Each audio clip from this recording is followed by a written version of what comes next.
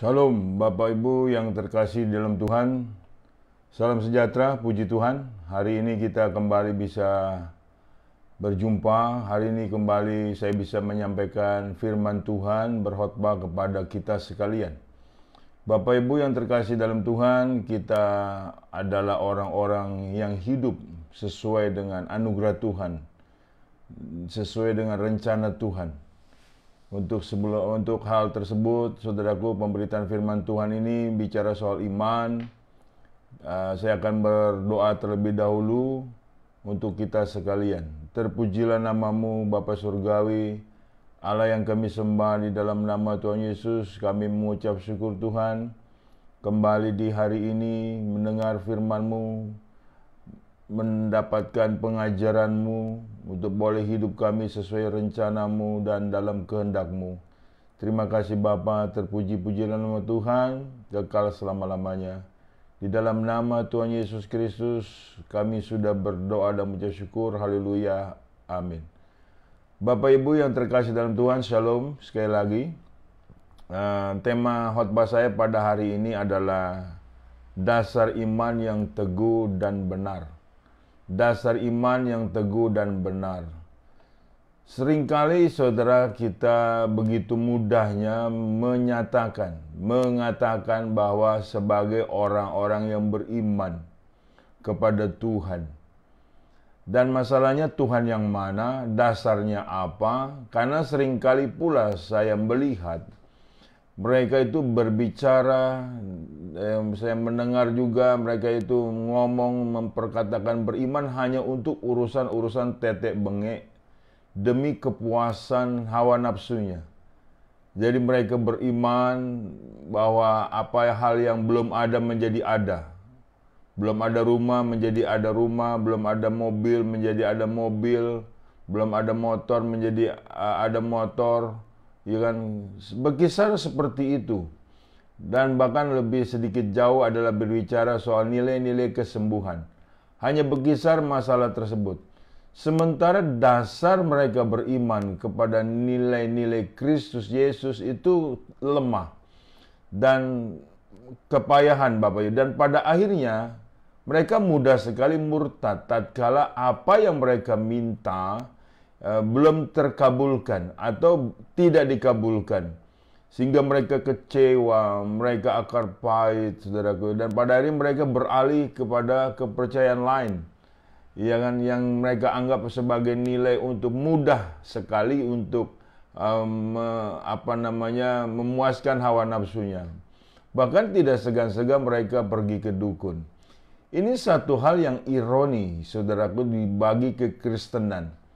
Ya kan, dan ini yang seringkali iman itu dieksplor demi hawa nafsunya. Kacau sekali kalau demikian Bapak Ibu. Sehingga pada akhirnya saudaraku, kita itu hanya sebatas emosional beragama, emosional beriman. Dasarnya sangat lemah, dasarnya tidak benar. Dan pada akhirnya saudaraku seperti mendirikan bangunan di atas pasir.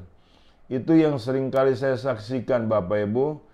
Padahal dasar iman yang teguh yang benar, kita bicara dulu definisinya. Ibrani 11 ayat 1 sampai 6. Ibrani 11 ayat 1 sampai 6 kita bicara dasar iman. Iman adalah dasar dari segala sesuatu yang kita harapkan dan bukti dari segala sesuatu yang tidak kita lihat. Ini bukan hanya bicara materi. Ini bicara nilai keadaan kondisi kuasa yang dari Tuhan atau pribadi Tuhan, di mana kita tidak melihat namun percaya. Dan itulah satu nilai yang sangat luar biasa, bahwa kita beriman kepada benar-benar Tuhan sebagai sumber kehidupan kita, sebagai sumber keselamatan kita. Kita lihat lagi saudaraku, sebab oleh imanlah telah diberikan kesaksian kepada nenek moyang kita. Karena iman kita mengerti bahwa alam semesta telah dijadikan oleh firman Allah. Sehingga apa yang kita lihat telah terjadi dari apa yang tidak dapat kita lihat. Karena iman, Habel telah mempersembahkan kepada Allah korban yang lebih baik daripada korban Kain. Dengan jalan itu ia memperoleh kesaksian kepadanya bahwa ia benar karena Allah berkenan akan persembahannya itu. Dan karena iman ia masih berbicara sesudah ia mati. Karena iman Henokh terangkat supaya ia tidak mengalami kematian. Dan ia tidak ditemukan karena Allah telah mengangkatnya. Sebab sebelum ia terangkat, ia memperoleh kesaksian bahwa ia berkenan kepada Allah. Tetapi tanpa iman tidak mungkin orang berkenan kepada Allah. Sebab barang siapa berpaling kepada Allah, ia harus percaya kepada Allah dan bahwa Allah memberi upah kepada orang yang sungguh-sungguh mencari Dia. Jadi definisi iman begitu luas sekali, saudara, begitu luar biasa. Ya kan, bukan hanya bicara tetek bengek yang ecek-ecek, yang seringkali kita sibuk dengan hal-hal apa yang dengan pemuasan hawa nafsu. Tidaklah demikian, saudaraku. Pantasan saja orang dengan mudah sekali beralih imannya. Katanya kepada Tuhan, bahkan dianggap Tuhan itu semua sama, Tuhan agama itu semua sama. Beda, saudara, kita mengenal Tuhan secara pribadi. Ya kan, di dalam nama Tuhan Yesus Kristus. Sebagai orang Kristen, dengar baik, kenapa engkau mempercayai Tuhan Yesus Kristus? Ya kan, kalau engkau bilang itu kebisaan saya oleh karena saya keturunan Kristen, itu tidak juga seperti itu, Bapak Ibu. Sebab banyak terjadi keturunan Kristen pada murtad. Karena beranggapan itu agama nenek moyangnya. Padahal secara pribadi kita bisa mendapatkan hal-hal yang mana penyebab kita beriman kepada Tuhan Yesus. Atau dasar kita beriman kepada Tuhan Yesus. Kita harus tahu seperti itu, Bapak Ibu. Kita bukan sekonyong-konyong menjadi Kristen. Seharusnya kita paham. Kita bukan kebetulan menjadi Kristen, tapi ada dasarnya, ada kontribusi dari Tuhan yang turut bekerja mendatangkan kebaikan yang di dalam anugerahnya. Ya kan, sehingga pada akhirnya kita bisa beriman kepada Tuhan Yesus Kristus. Itu bukan perkara mudah, dan itu bukan perkara yang ringan, dan itu bukan perkara yang sepele. Makanya tatkala kita percaya kepada Tuhan Yesus sebagai Tuhan dan Juru Selamat kita dan beriman di situ, harus tahu dasarnya.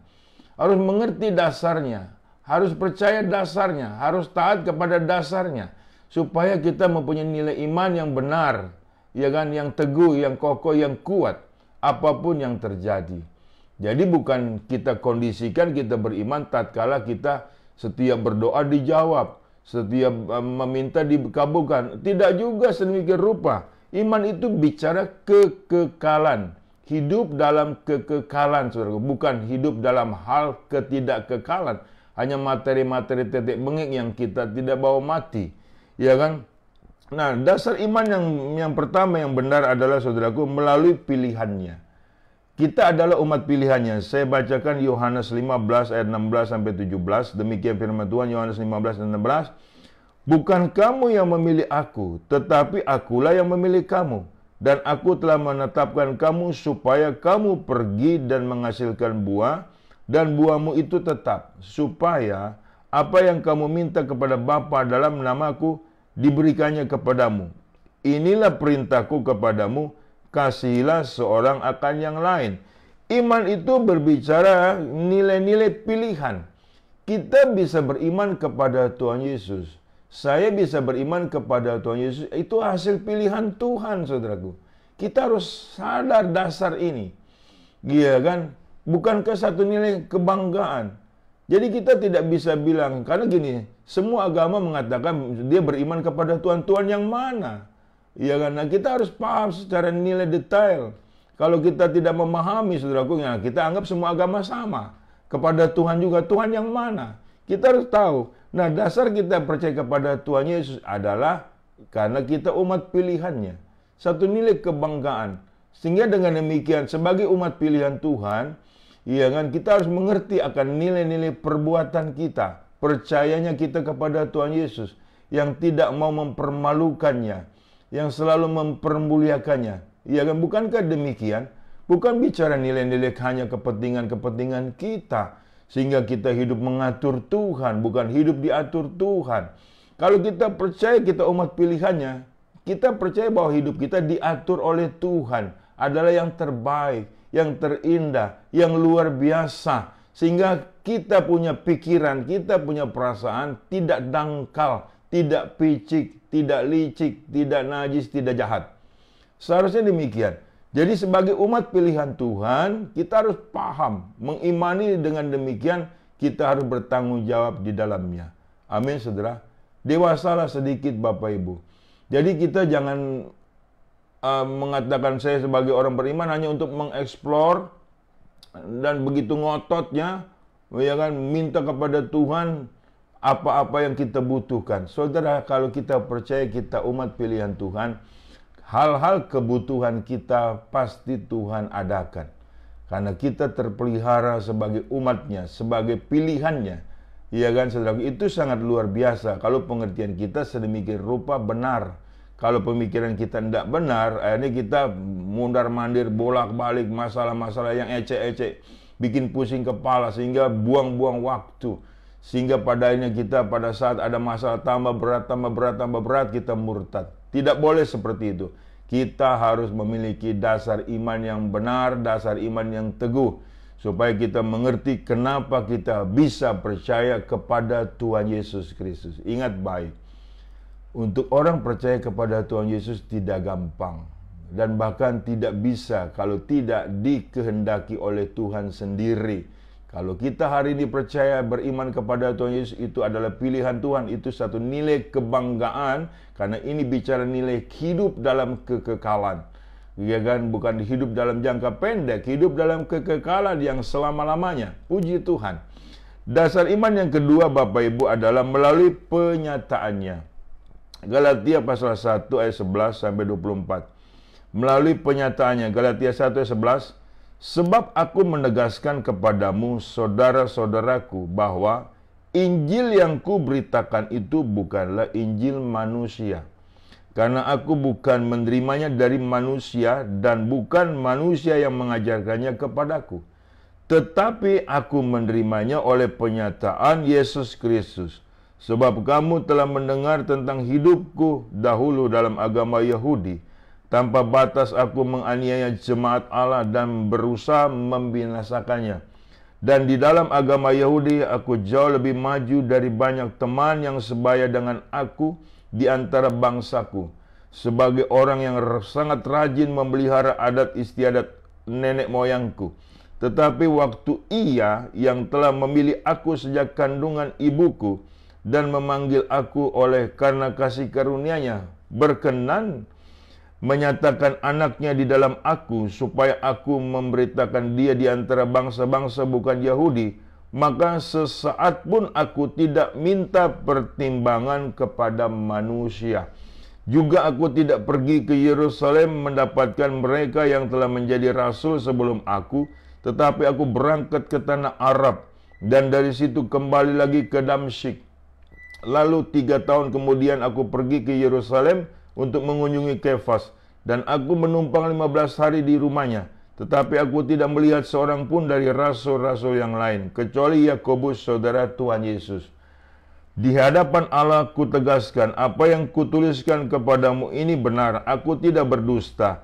Kemudian aku pergi ke daerah-daerah Syria dan Kilikia, tetapi rupaku tetap tidak dikenal oleh jemaat-jemaat Kristus di Yudea. Mereka hanya mendengar bahwa Ia yang dahulu menganiaya mereka, sekarang memberitakan iman yang pernah hendak dibinasakannya, dan mereka memuliakan Allah karena aku.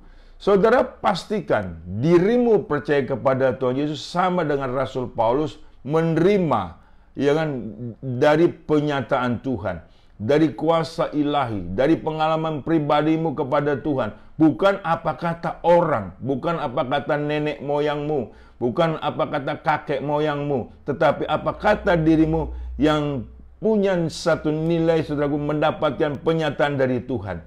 Itu yang dialami oleh Rasul Paulus. Makanya dari situ Rasul Paulus yang sebelum namanya Saulus, yang adalah kerjaannya membinasakan umat Tuhan, sekarang tidak lagi, karena dia tahu proses bahwa Injil yang dia dapatkan bukan dari Injil, bukan dari manusia, tapi dari penyataan Allah kepada dia. Ini satu hal yang luar biasa, ya kan? Pastikan bahwa dirimu itu mempercayai Tuhan Yesus adalah telah mendapatkan penyataan dari Allah pribadi kepada diri pribadimu. Bukan apa kata orang, bukan berdasarkan ikut-ikutan, saudaraku. Iya kan? Kalau berdasarkan kata orang, berdasarkan ikut-ikutan, lemah imanmu, rapuh imanmu, tidak kuat imanmu, satu saat kau akan murtad. Jadi sangat jelas Bapak Ibu. Jadi penyataan itu adalah satu nilai kuasa Allah bekerja dalam hidup kita, dalam seluruh eksistensi kita, dan pernyataan itu bukan dari manusia. Kita percaya itu pernyataan Tuhan. Setiap kita seharusnya memiliki nilai pengalaman hal tersebut. Jadi bukan apa kata pendeta sekalipun. Sebab pendeta bisa ngaco Bapak Ibu. Tetapi Roh Kudus tidak bisa ngaco. Rasul Paulus diajar langsung oleh kehendak Roh Kudus. Dia mendapat penyataan pada saat ke Damsyik. Mendapat sinar kemuliaan Tuhan. Mendapatkan suara dalam pendengarannya si Paulus ini. Yang mengatakan, Saulus, Saulus, kenapa kau aniaya aku? Iya kan? Saulus kebingungan waktu itu. Dia katakan, siapakah engkau Tuhan? Akulah Yesus yang telah kau aniaya. Jadi jelas, penyataan, pengalaman pribadi Paulus terhadap Kristus yang melalui kehendak Roh Kudus, itu dia pegang kuat. Makanya dia tidak pernah menjadi rasul meminta pertimbangan kepada manusia. Apapun resiko dia terima. Satu saat Bapak Ibu saya mendapatkan seorang ibu. Dia bilang begini, Pak Pendeta, saya kalau melihat acara baptisan saya bersedih. Iya kan, karena saya tidak bisa dibaptis. Saya bilang, kenapa tidak bisa dibaptis? Apa susahnya dibaptis? Dalam artian kalau memang ibu mau dibaptis, mari saya bantu. Iya kan, nanti saya daftarkan, kemudian bisa dibaptis, saya bilang. Bukan begitu Pak Pendeta, saya kalau ketahuan menjadi Kristen, saya punya ahli waris, diputus sama saudara, sama papa mama, dan saya diusir. Nah, jadi kau jadi Kristen itu, kau begitu. Nah itu, kau belum mendapat penyataan dari Yesus Kristus. Iya kan? Nah ini Kristen yang lemah, saudaraku. Iya kan? Jangan sampai itu dipertahankan. Harus kita menjumpai Yesus secara pribadi. Dengan sungguh-sungguh, pasti Bapak Ibu, orang yang merindukan diri Tuhan, pasti akan ditemui, dijumpai oleh Yesus Kristus. Siapa yang mencari kebenaran akan dipuaskan. Selama ini kau menjadi Kristen itu apa? Untuk apa? Tujuannya apa? Ya kan, kalau hanya kondisi-kondisinya menjadi Kristen kemudian takut kehilangan warisan, nggak dibawa mati, takut kehilangan kehormatan, takut kehilangan kepopuleran. Ya ngapain menjadi Kristen kalau begitu dasarnya? Makanya banyak orang pulang pergi, masuk keluar masuk secara orang Kristen Bapak Ibu. Sehingga saudaraku, jangan kita mengikuti hal yang demikian. Pastikan di dalam dirimu, sebagaimana Rasul Paulus telah mendapatkan penyataan dari Tuhan. Sehingga dia tidak pernah meminta pertimbangan kepada manusia yang lain dan manusia dirinya sekalipun. Makanya tatkala dia menjadi rasul, betapa dahsyatnya aniaya yang dia terima. Betapa dahsyatnya penderitaan yang dia alami. Iya kan, yang Rasul Paulus alami Bapak Ibu. Nah, makanya apalagi Paulus mengatakan, aku terlebih suka dalam aniaya, dalam kesesakan. Sebab pada saat aku lemah, di situ aku menjadi kuat. Dari mana dia tahu seperti itu? Dari penyataan Tuhan Yesus Kristus sendiri, Bapak Ibu, yang menjumpai oleh Rasul Paulus. Saya harapkan Bapak Ibu, penyataan Tuhan terhadap Bapak Ibu yang beriman katanya ya, kepada Yesus Kristus sudah engkau terima. Dengan demikian engkau tetap kuat, teguh berdiri, teguh percaya bahwa sekali kita menjadi pengikut Tuhan Yesus, menyembah Tuhan Yesus selama-lamanya. Amin, saudaraku, supaya kita tidak lemah. Itu dasar kekristenan yang benar. Kemudian kita lihat, saudaraku, yang selanjutnya. Melalui perkataannya, yang ketiga. Melalui perkataan. Jadi, Roma 10 ayat 17, jadi iman timbul dari pendengaran dan pendengaran oleh firman Kristus. Ya kan? Jadi iman timbul dari pendengaran dan pendengaran oleh firman Kristus. Jadi imanmu itu timbul dari mana? Dari dongeng-dongeng nenek moyang, dari dongeng-dongeng hamba Tuhan, dari ngalor ngidul ketidakbenaran hamba Tuhan, ya kan? Atau dari firman Tuhan. Pastikan itu. Kalau imanmu muncul dari dongeng-dongeng hamba Tuhan, Bapak Ibu, Anda pasti punya iman tidak benar. Dan pasti Anda mengikuti manusia, bukan mengikuti Tuhan.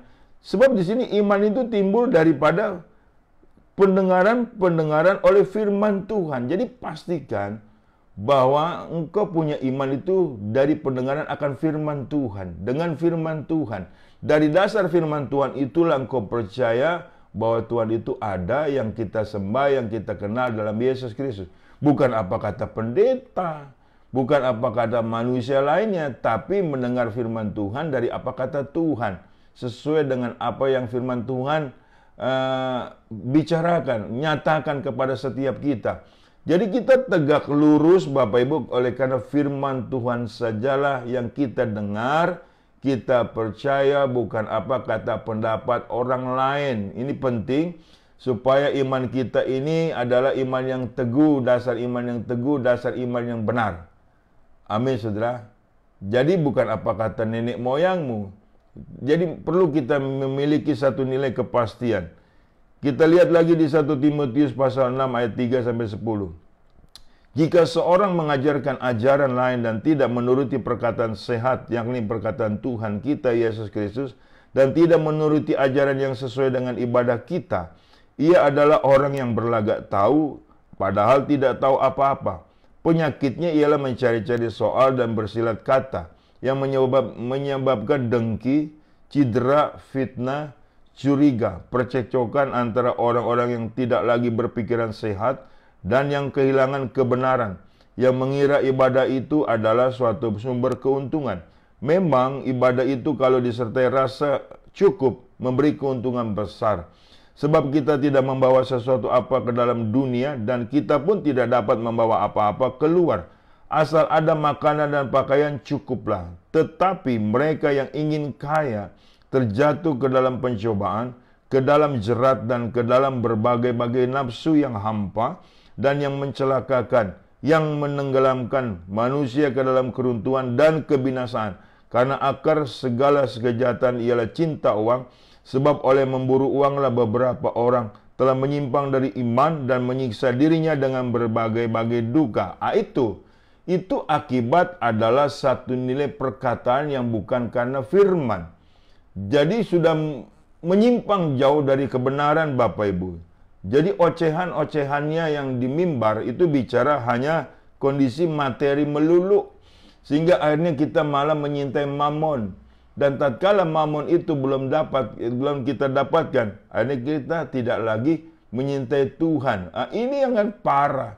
Ini iman yang kacau Bapak Ibu. Makanya engkau pada saat beribadah, jangan harus pastikan bahwa si pembicara tersebut bicara kebenaran firman, bukan kebenarannya sendiri. Karena di Yeremia 17 ayat 5, terkutuklah orang mengandalkan manusia, mengandalkan dirinya sendiri dan hatinya jauh daripada Tuhan. Jadi kita jangan mau disesatkan Bapak Ibu. Jangan mau dininabobokan. Yang penting kita senang mendengarnya. Sehingga pada saat kita mendapat teguran oleh karena firman, kita tidak suka. Nah, jangan membawa kebiasaan menurut kedaginganmu. Bawa satu nilai yang bermutu, bahwa engkau tunduk kepada apa yang firman Tuhan katakan. Kalau firman mengatakan bertobatlah kamu, ya bertobat. Jangan mengadakan satu nilai reaksi kekesalan, ketidaksukaan, sehingga engkau tidak lagi mau mendengar hal firman Tuhan semacam itu. Ingat baik, firman itu baik untuk menyatakan kesalahan, baik untuk menegur dan menasihati kita. Ada amin Bapak Ibu? Kita harus percaya bahwa kita hidup oleh karena perkataan firman Allah saja. Iman kita muncul dalam hal seperti itu. Keempat, melalui penyertaannya. 1 Korintus 1 ayat 1 sampai 3. Dari Paulus yang oleh kehendak Allah dipanggil menjadi rasul Kristus Yesus, dan dari Sostenes saudara kita kepada jemaat Allah di Korintus, yaitu mereka yang dikuduskan dalam Kristus Yesus dan yang dipanggil menjadi orang-orang kudus, dengan semua orang di segala tempat yang berseru kepada nama Tuhan kita Yesus Kristus, yaitu Tuhan mereka dan Tuhan kita. Kasih karunia dan damai sejahtera dari Allah Bapa kita, dari Tuhan Yesus Kristus menyertai kamu. Di ayat 3 penekanannya, kasih karunia dan damai sejahtera dari Allah Bapa kita, dari Tuhan Yesus Kristus menyertai kamu. Ini ciri khas tulisan-tulisan Rasul Paulus. Ya kan? Bahwa dia selalu menyatakan kasih karunia dan damai sejahtera dari Allah Bapa kita dan dari Tuhan Yesus Kristus menyertai kamu. Ini bertanda bahwa Paulus sangat percaya bahwa kita hidup disertai Tuhan. Selalu disertai Tuhan. Bukan kadang-kadang disertai Tuhan. Bahkan seringkali ada ungkapan orang itu sudah tidak disertai Tuhan. Itu yang salah Bapak Ibu. Sangat salah sekali. Kita ini selalu disertai Tuhan. Bahkan penyertaan Tuhan sampai akhir zaman. Jangan batasi kuasa ilahi yang menyertai kita. Sehingga kita pada akhirnya ketakutan, kekhawatiran Bapak Ibu. Jadi dasar imanmu itu tidak benar. Kalau dasar imanmu benar, katakan kepada dirimu bahwa saya disertai Tuhan sampai akhir zaman. Penyertaan Tuhan itu sempurna dan setia. Ada amin? Jadi itu dasar iman yang benar, dasar iman yang teguh bahwa penyertaan Tuhan selalu menyertai kita. Katakan kepada dirimu, penyertaan Tuhan selalu menyertaiku dan selalu sepanjang umur hidupku. Ada amin? Kita ini orang-orang istimewa Bapak Ibu. Jadi saudaraku, seringkali saya mendapat keluhan dengan nilai-nilai yang sangat dangkal sekali, sangat picik sekali. Pak Pendeta, sepertinya Tuhan sudah meninggalkan saya. Itu ungkapan bodoh yang mengkerdilkan imanmu sendiri, dan ungkapanmu ditangkap oleh iblis dan engkau dinyatakan sebagai orang murtad. Iya dong, kalau engkau tidak disertai Tuhan, engkau menyatakan hal tersebut, berarti engkau memurtadkan diri. Seharusnya engkau mengatakan, apapun yang terjadi, saya percaya Tuhan menyertai saya. Iya kan, Allah bekerja dalam semua nilai kebaikan yang bagi orang-orang mengasihi Dia. Amin, saudaraku. Jadi jelas. Jadi jangan sampai kita salah tafsir. Jangan sampai kita lemah dalam hal memaknai soal penyertaan Tuhan. Kita yang lihat yang terakhir, melalui pengorbanannya. Tanpa pengorbanan Yesus Kristus, kita tidak bisa dikatakan sebagai orang yang beriman kepada Tuhan Yesus Kristus. Jikalau kita memungkiri pengorbanan Yesus Kristus di atas kayu salib, kita dikatakan sebagai orang yang tidak beriman kepada Tuhan yang benar. Sebagaimana nilai-nilai kepercayaan lain. Ini kita perlu camkan baik-baik. Di Matius 16, melalui pengorbanannya kita beriman kepada Yesus Kristus. Matius 16 ayat 21 sampai 27. Sejak waktu itu Yesus mulai menyatakan kepada murid-muridnya bahwa ia harus pergi ke Yerusalem dan menanggung banyak penderitaan dari pihak tua-tua, imam-imam kepala dan ahli-ahli Taurat, lalu dibunuh dan dibangkitkan pada hari ketiga. Tetapi Petrus menarik Yesus ke samping dan menegur dia, katanya, Tuhan, kiranya Allah menjauhkan hal itu. Hal itu sekali-kali takkan menimpa engkau. Maka Yesus berpaling dan berkata kepada Petrus, Enyalah iblis, engkau suatu batu sandungan bagiku. Sebab engkau bukan memikirkan apa yang dipikirkan Allah, melainkan apa yang dipikirkan manusia. Lalu Yesus berkata kepada murid-muridnya, setiap orang yang mau mengikut aku, ia harus menyangkal dirinya. Ia harus memikul salibnya dan mengikuti aku. Karena barang siapa mau menyelamatkan nyawanya, ia akan kehilangan nyawanya. Tetapi barang siapa kehilangan nyawanya, karena aku, ia akan memperolehnya. Apa gunanya seorang memperoleh seluruh dunia, tetapi kehilangan nyawanya?